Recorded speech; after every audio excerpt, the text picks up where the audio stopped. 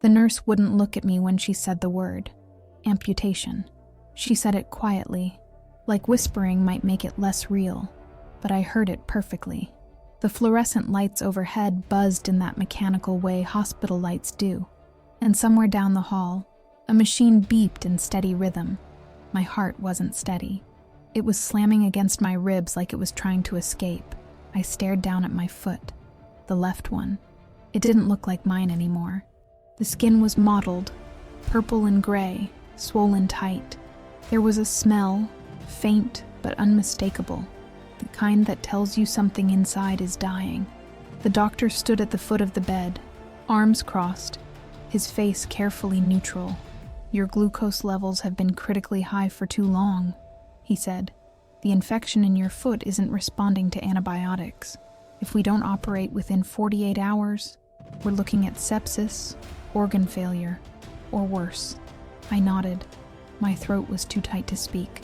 "The surgery to save the foot," he continued. "It's extensive. Debridement, possible grafting, IV antibiotics for weeks. We're talking $8,500 up front, minimum, before insurance adjustments. Do you have coverage?" I shook my head. He sighed, not unkindly. "Then we need to talk about alternatives." Alternatives. That was the word people used when they meant giving up. I reached for my phone with shaking hands. My blood sugar was crashing now, the monitor on my finger flashing red.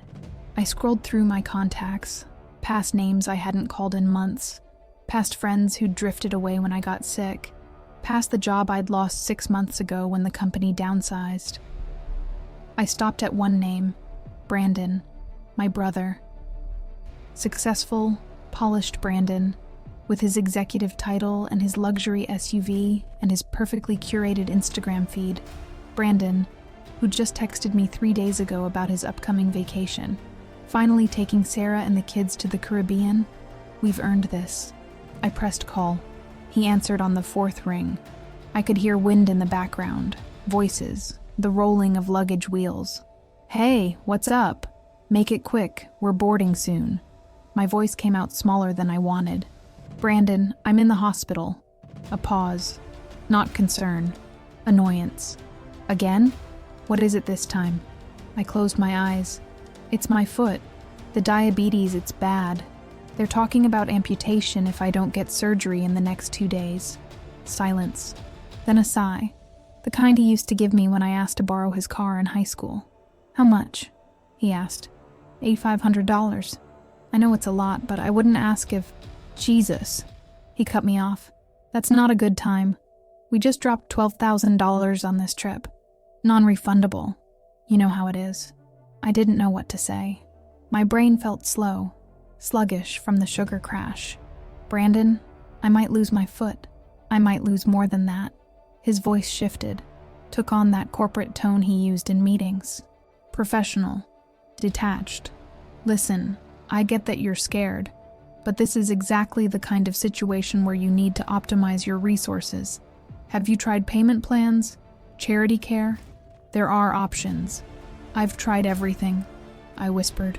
"Then try harder," he said. Not cruel, matter of fact. "Tough love builds character. You've always been resourceful. You'll figure it out." Somewhere behind him, a woman's voice called out, "Brandon, they're calling our group." "I gotta go," he said. "We'll talk when I'm back. 2 weeks. Hang in there." The line went dead. I sat there, phone in my lap, staring at the screen. 3 minutes later, his Instagram story updated. A photo. Him and his wife at the airport gate, champagne flutes in hand, smiling wide. The caption read, "Finally, so needed. May blessed, Caribbean bound. Well deserved."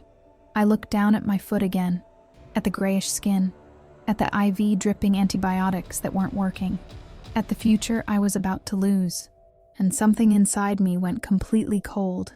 I didn't know it yet, but Brandon wasn't just denying me help. He'd been stealing from me for years. Before we continue, if stories like this resonate with you, stories about standing up when family lets you down, about finding strength in the darkest moments, hit that subscribe button. We share these real experiences every week because someone out there needs to hear they're not alone. Now, let me tell you how I got here, because what happened next changed everything. I wasn't always like this. 6 months ago, I had a job, health insurance, a life that made sense. I'd been managing my diabetes for years. Type 1, diagnosed at 28, the kind that doesn't go away, that requires constant vigilance. But I had it under control. Insulin every day, glucose monitoring, regular checkups. It was expensive, but manageable. Then the company restructured. That's what they called it, restructuring. Like they were building something better instead of tearing apart 200 lives to pad their quarterly earnings. I was employee number 17 in the third round of cuts. 15 years of service, gone in a 12-minute meeting with HR. The severance was pathetic. 6 weeks of pay. My health insurance ended 30 days later. I tried. God, I tried. I applied everywhere, took contract work, gig economy jobs that paid nothing and offered less. But none of them came with benefits. And without insurance, my insulin costs exploded. $50 a month became $850. I stood in the pharmacy the first time, staring at the number on the register screen. My card already declined once. The pharmacist looked at me with that careful, practiced sympathy they teach you when you work retail. "Do you want to try a payment plan?" she asked gently. I did the math in my head. 850 times 12. Over $10,000 a year. Just to stay alive. I started rationing. I know you're not supposed to. Every doctor, every website, every diabetes forum screams the same warning. Do not ration your insulin. It will kill you. But when it's a choice between rent and medication, between food and survival, you make impossible decisions. I stretched each vial as far as it would go. I skipped doses. I told myself I'd be careful, that I'd monitor closely, that I'd catch it before things got bad. I was wrong. The symptoms crept in slowly at first. Exhaustion that sleep couldn't fix. Constant thirst. Vision that blurred at the edges. Then came the crashes. Glucose levels swinging wildly. My body a battlefield I was losing control of. I collapsed twice. Once at the grocery store, once in my apartment. The second time, I woke up on the floor 4 hours later, drenched in sweat, my phone just out of reach. That's when I noticed my foot, a small cut on my left heel. I didn't even remember getting it. Maybe from walking barefoot, maybe from cheap shoes that didn't fit right anymore. It should have healed in a week. It didn't heal at all. High blood sugar destroys your body's ability to fight infection, to repair itself. That tiny cut became a wound. The wound became infected. The infection spread. I tried everything I could afford. Antibiotic cream from the dollar store. Bandages changed 3 times a day. I elevated it, cleaned it, prayed over it. The smell started 2 weeks later. I knew I needed help. Real help. A hospital. A specialist. Someone who could stop what was happening before it became irreversible. But I also knew what that would cost. That's when I called my parents first. Mom answered. I explained the situation calmly, clinically. The job loss, the insurance, the infection. I didn't cry.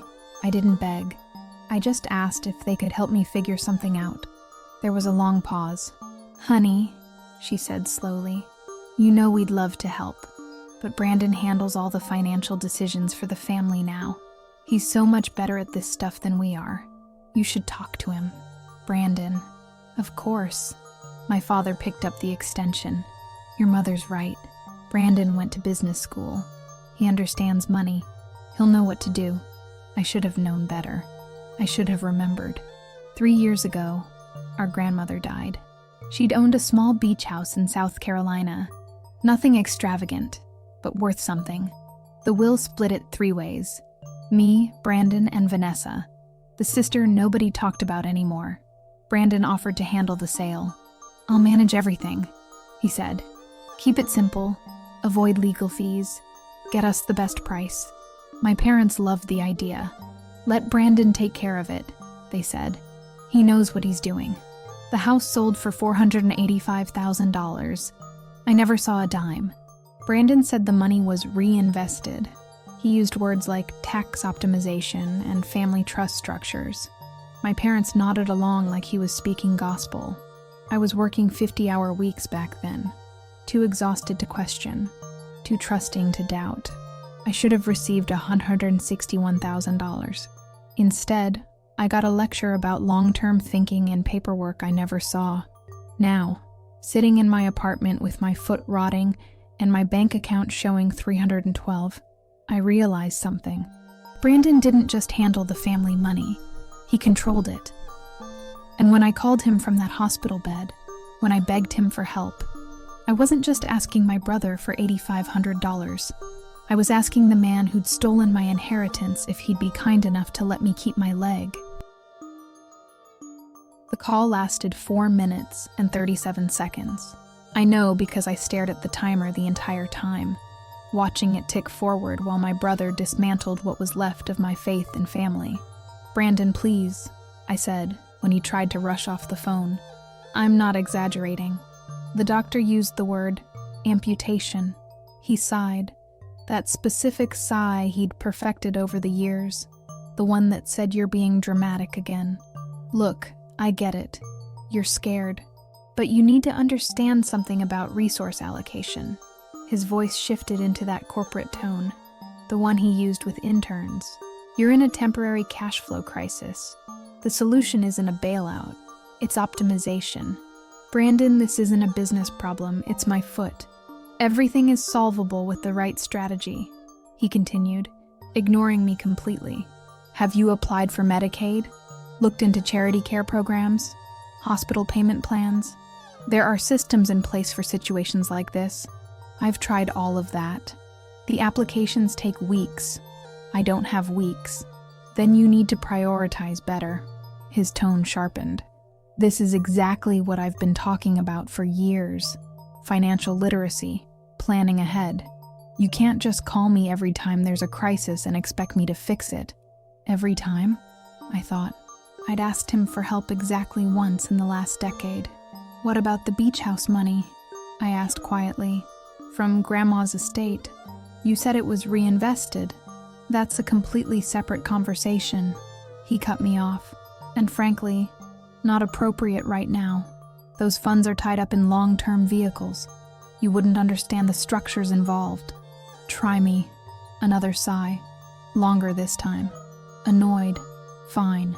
That money is in a family LLC, generating passive income, building generational wealth. It's not liquid.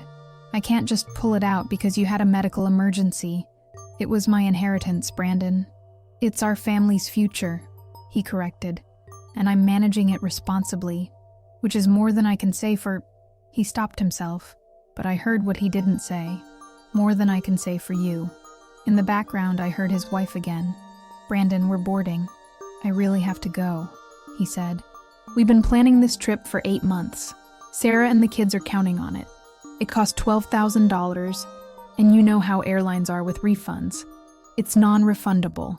$12,000, more than enough to save my foot, enough to cover months of insulin, enough to keep me alive." "So you're choosing a vacation," I said slowly, "over helping me keep my leg." "Don't be manipulative," he snapped. "This isn't about choosing. This is about you learning responsibility. You're an adult. Adults handle their own problems. I'm asking for help, Brandon. That's what family does." "No," he said coldly. "Family doesn't enable poor decisions. This is tough love. You'll thank me later when you've built real financial discipline." The line went silent for a moment. I could hear the airport announcements in the background, the cheerful voice calling passengers to board. "You know what?" he said, his tone softening just slightly, like he was doing me a favor. "When I get back, we'll sit down. I'll show you some budgeting tools. We'll get you on track. But right now, I have a plane to catch." "Brandon, you've always been resourceful," he interrupted. "You'll figure it out. You always do." Click. He was gone. I sat there in that hospital bed, phone still pressed to my ear, listening to dead air. 3 minutes later, his Instagram updated. A video this time. Brandon and his family walking across the tarmac toward a gleaming plane. His daughter skipping. his son holding a new tablet, Sarah laughing, her arm around Brandon's waist. The caption read, "Adventure awaits." The kids have been so excited. Sometimes you just have to invest in making memories. And family first. Blessed life. Caribbean dreaming. I looked down at my foot. The gauze was soaked through again. Red and yellow. The smell was getting worse. 48 hours, the doctor had said. Brandon would be sipping rum on a beach in 24. And me? I was about to lose everything. But I didn't know yet that Brandon had already taken more from me than just $8,500. He'd been stealing for years, and the person who would expose him was about to walk through my hospital room door. The infection moved faster than anyone expected. By the third day, my temperature spiked to 103. The nurses stopped smiling when they came into my room.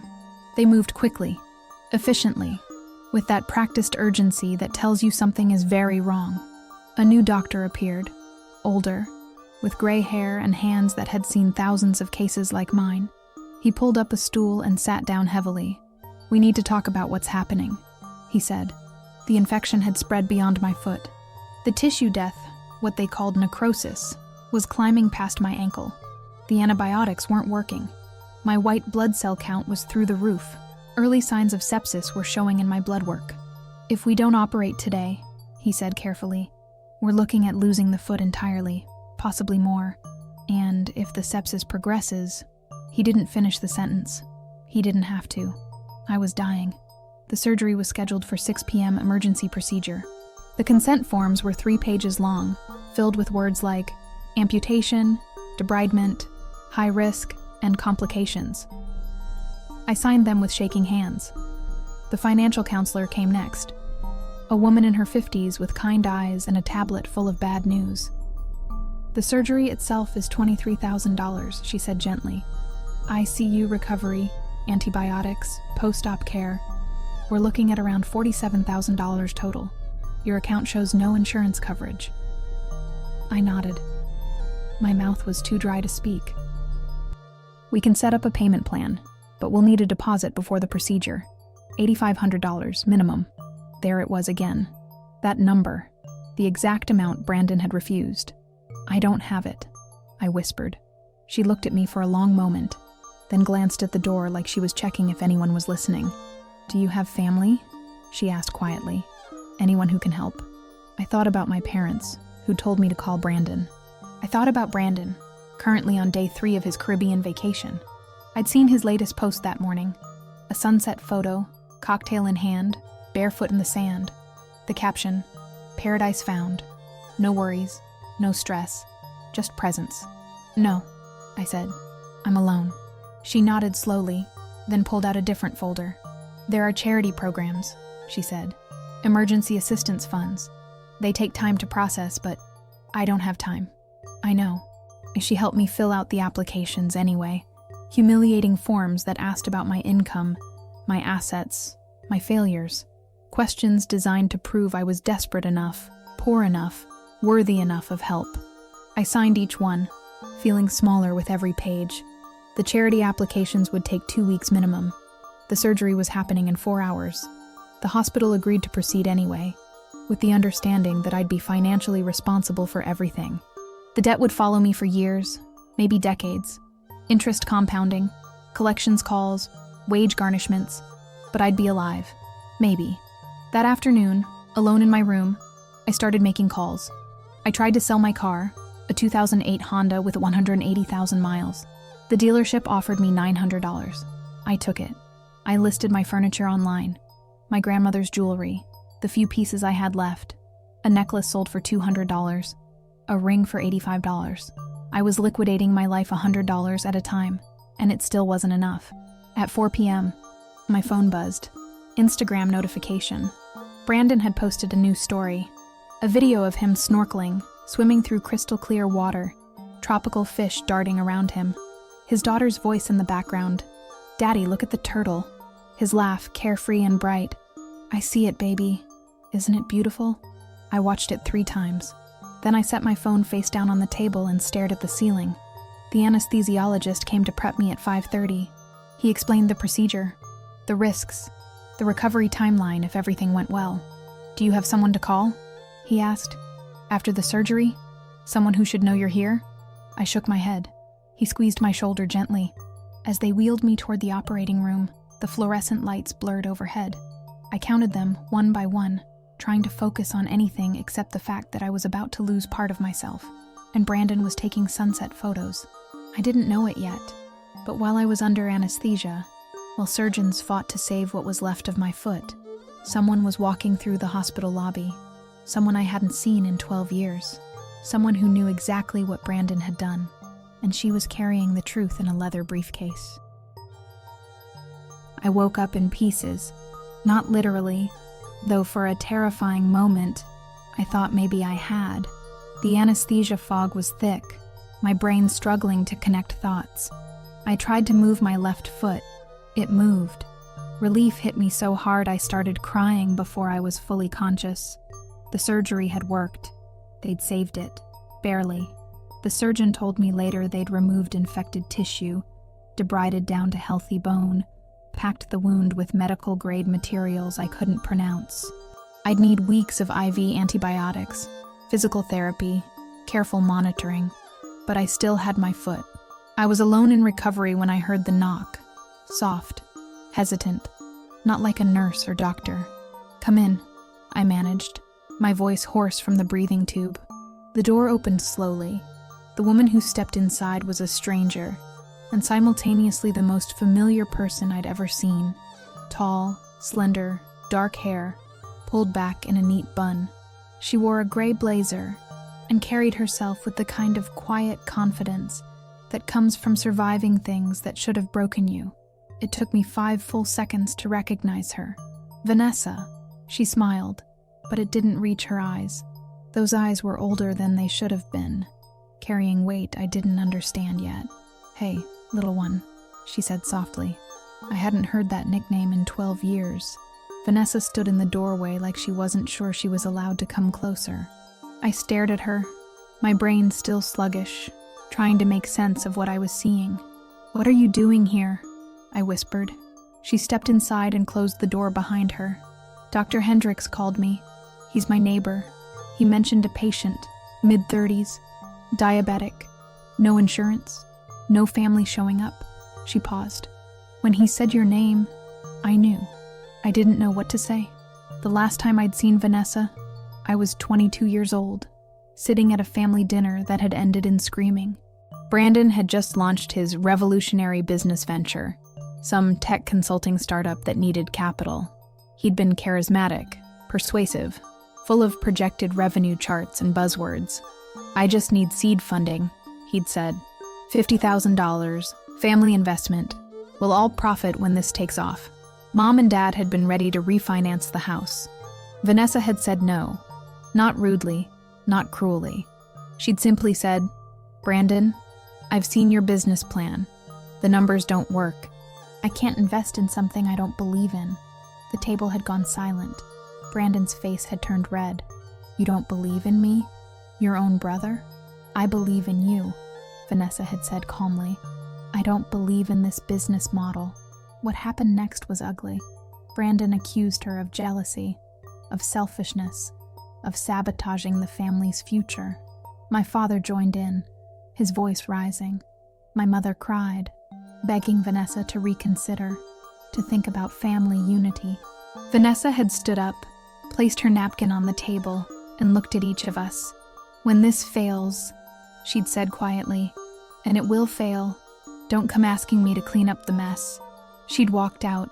We never spoke to her again. My parents forbade it. Brandon called her a traitor, and I, young and confused and desperate to keep the peace, said nothing. I said nothing. Now she was standing in my hospital room, 12 years later, looking at me with something that might have been forgiveness. "I'm sorry," I said, the words tumbling out. "I should have called. I should have—" "Stop," she said gently. She moved closer and sat in the chair beside my bed. "You were a kid. You were caught in the middle. I never blamed you." Tears slid down my face, hot and unstoppable. Vanessa reached into her purse and pulled out an envelope. Plain, white. sealed. "This is for you," she said, placing it on the rolling table beside my bed. "I can't." "Yes, you can." Her voice was firm now. "Open it later. But know this. It's not charity. It's not pity." She leaned forward, her eyes locking onto mine. "It's justice." I stared at the envelope, too afraid to touch it. "Vanessa, what?" "Brandon didn't just refuse to help you," she said quietly. "He's been stealing from this family for over a decade. From you, from our parents, from me." My heart stopped. "And I have proof," she continued.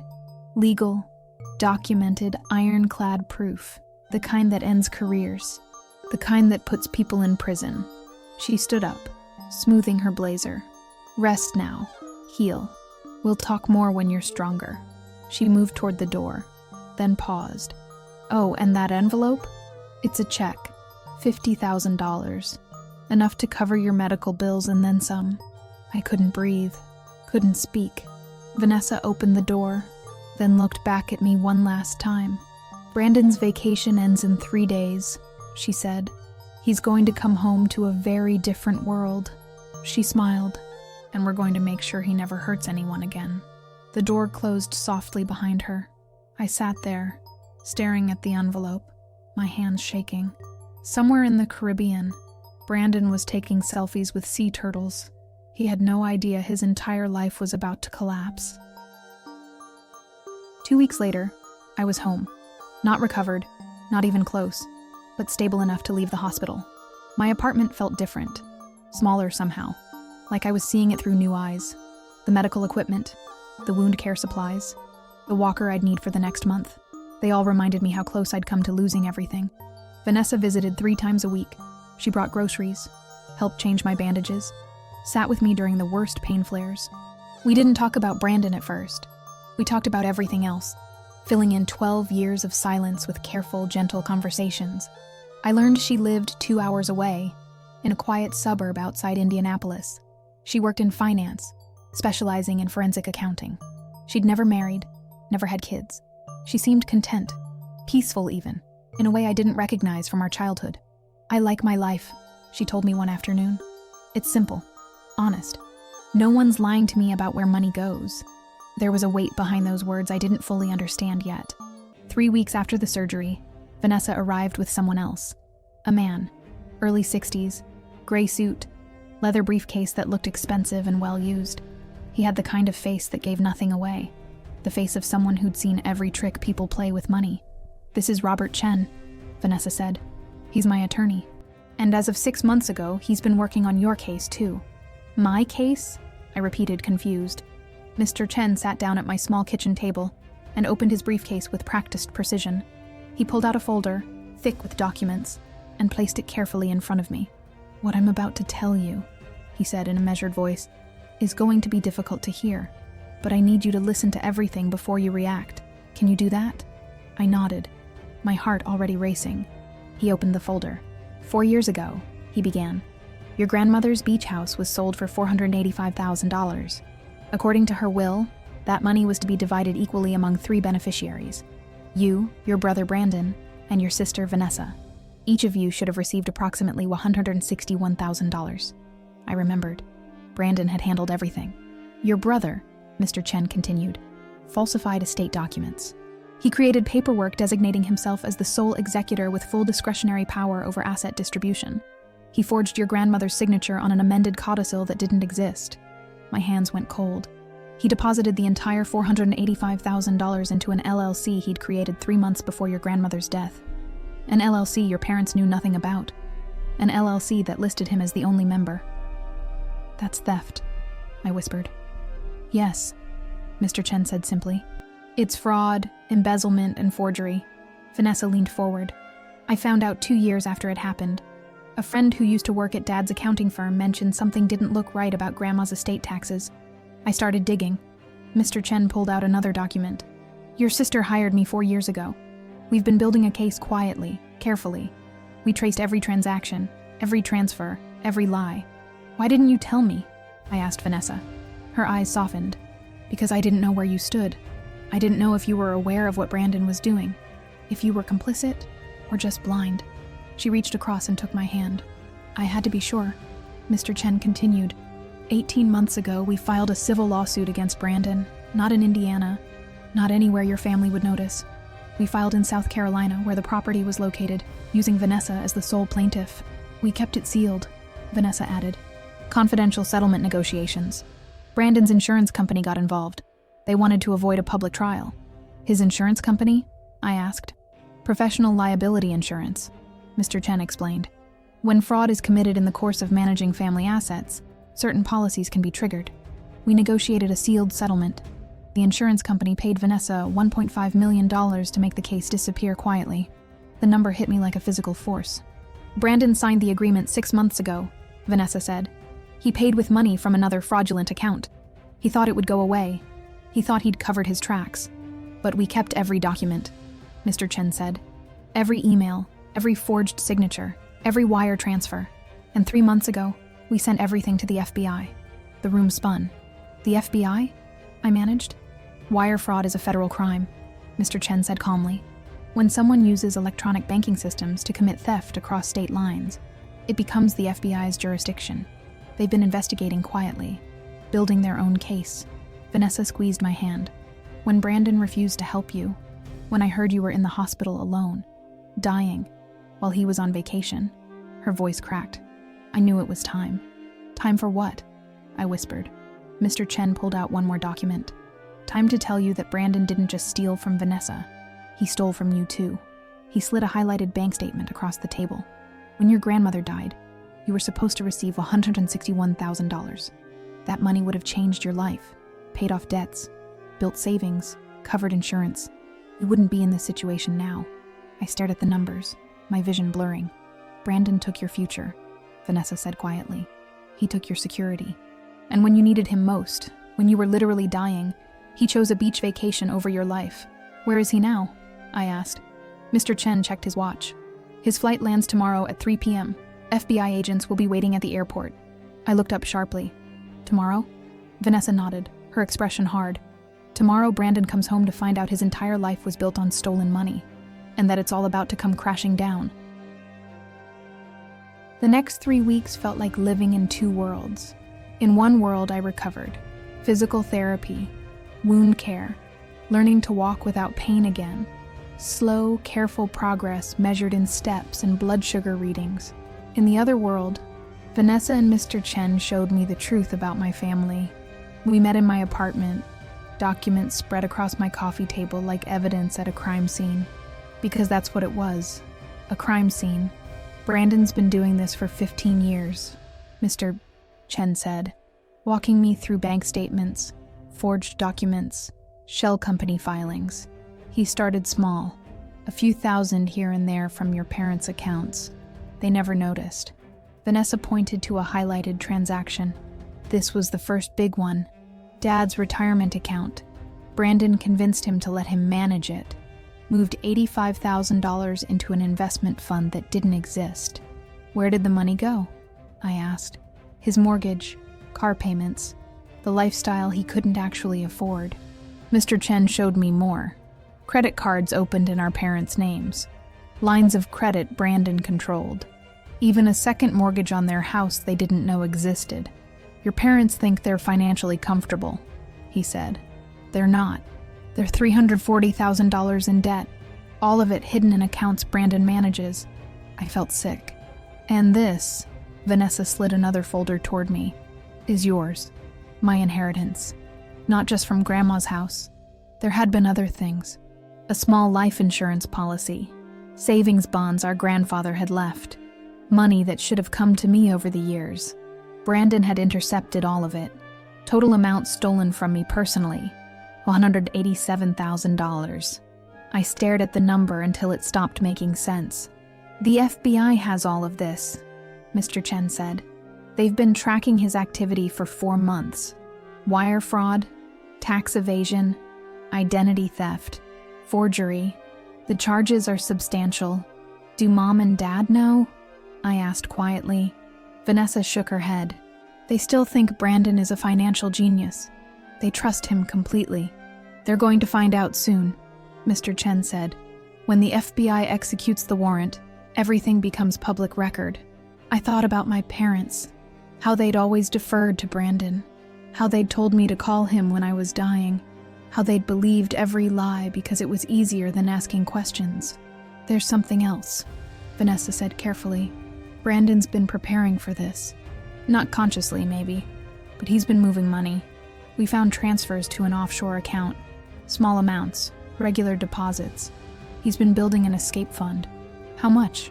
I asked. About $60,000 so far, Mr. Chen said. The FBI knows. They've frozen the account. I looked at Vanessa. Why are you doing this? You could have just taken your settlement and walked away. She was quiet for a long moment. Because he destroyed our family, she said finally. Not when he stole the money, but when he made everyone believe I was the villain for saying no. When he turned Mom and Dad against me for refusing to fund his lies. Her voice hardened. And because when you were dying, when you called him begging for help, he posted a picture of champagne on a plane. She met my eyes. Some things you don't forgive. Some things you make sure never happen again. Mr. Chen's phone buzzed. He glanced at it, then looked at us. Brandon's flight landed 20 minutes ago, he said calmly. He's in customs now. My heart hammered. The FBI is waiting outside baggage claim, he continued. They'll approach him in the parking garage. Low profile. No media yet. I imagined it. Brandon, tanned and relaxed, pulling his luggage, checking his phone, maybe texting his wife about getting dinner, not knowing that 6 federal agents were watching his every move, not knowing his accounts were already frozen, not knowing that in approximately 30 minutes, his entire world would end. What happens to me? I asked. When this goes public? Vanessa reached over and squeezed my hand. You survive, she said. You heal, and you get your money back. Every penny he stole. Mr. Chen nodded. The FBI has assured us that restitution will be part of any plea agreement. You'll be made whole. I looked down at my healing foot, at the scars that would never fully fade. Made whole. I wasn't sure that was possible anymore. But watching justice finally catch up to Brandon, that was a start. Brandon was arrested at 4:47 p.m. in the long-term parking garage of Indianapolis International Airport. I know the exact time because Mr. Chen received a text from his FBI contact the moment it happened. 6 agents, 2 vehicles, warrant already signed.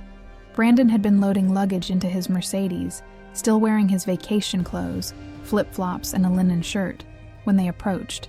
According to the report we received later, he'd smiled at first, thought maybe they had the wrong person. Then they said his name. Brandon Michael Richardson, you're under arrest for wire fraud, identity theft, and embezzlement. He didn't resist, didn't run, just stood there while they cuffed him. His wife Sarah screaming, his kids crying in the back seat of the car. The charges were read in the parking garage, 15 counts. Federal crimes, each carrying years of prison time. His house was searched that same evening. Agents spent 4 hours inside, removing computers, file boxes, hard drives. Neighbors stood on their lawns watching, phones out, recording everything. By 9 p.m., it was on the local news. Local executive arrested in multi-year fraud scheme. My parents called me at 9:30. My father's voice was shaking. Did you know about this? Yes, I said calmly. You knew? My mother's voice broke in on the extension. You knew they were going to arrest your brother and you didn't warn us?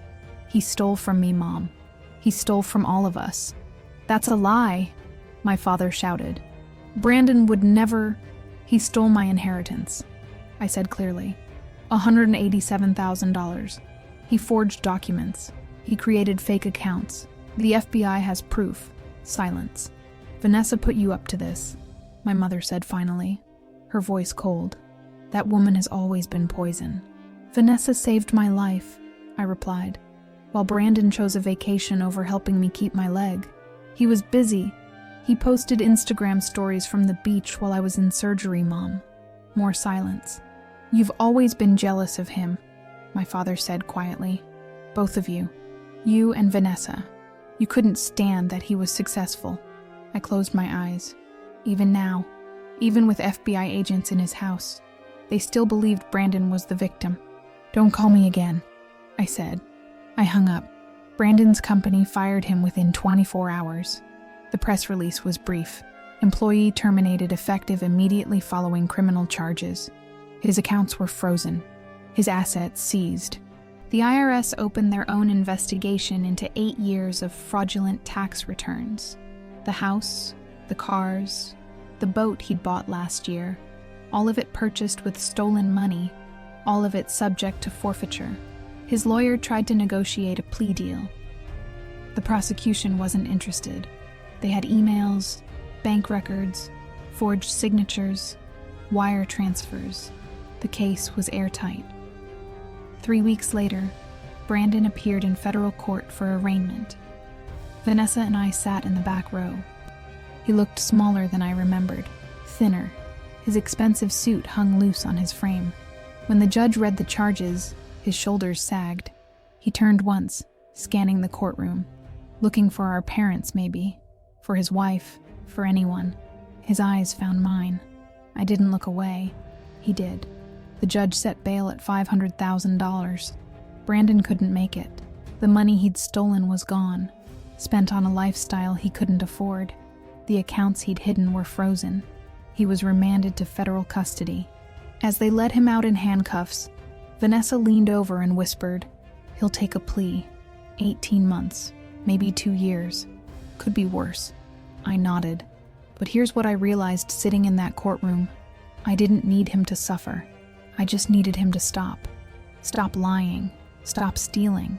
Stop hurting people and calling it family. Justice didn't feel like victory. It felt like finally being able to breathe. 6 months later, Brandon took a plea deal. 4 years in federal prison, full restitution to all victims, permanent ban from managing anyone else's finances. The sentencing hearing was quick, clinical. The judge read the terms without emotion. Brandon stood silent, his lawyer beside him, his face blank. When it was over, when the gavel came down, I felt nothing. No triumph, no satisfaction, just quiet. Vanessa and I walked out of the courthouse together into cool autumn air. Leaves scattered across the steps, orange and gold against gray stone. "How do you feel?" she asked. I thought about it. "Tired," I said finally, "but free." We got coffee at a small cafe downtown, sat by the window watching people pass by, living their ordinary lives. "The restitution comes through in about 90 days, Vanessa said. "You'll get your $187,000 back, plus interest." I nodded. The money felt abstract now, like it belonged to a different version of my life. "What will you do with it?" she asked. "Pay off medical debt, save the rest, maybe go back to school." I smiled slightly. "Boring, responsible things." She laughed. "Good." We sat in comfortable silence for a while. "Mom and Dad still aren't speaking to me," I said quietly.